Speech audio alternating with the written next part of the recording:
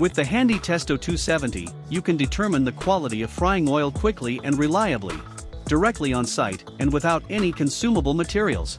Your Testo 270 is delivered already pre-configured and can start measuring immediately. If it does become necessary to alter the instrument settings, proceed as follows.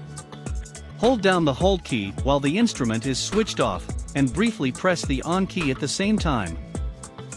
Your Testo 270 may be protected by a pin.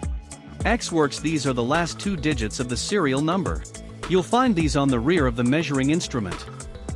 Now you can navigate through the various menu items using the hold key. If you want to change a presetting, press the arrow key and then confirm with hold. These settings can be found in the Testo 270. Set the lower TPM limit value. Set the upper TPM limit value. Carry out a calibration. Automatically hold measured values. Activate or deactivate. Automatic switch off. Activate or deactivate. Alarm lighting. Activate or deactivate. Select temperature unit. Pin protection. Activate or deactivate. Carry out reset. Show firmware version. Press hold to exit the menu again.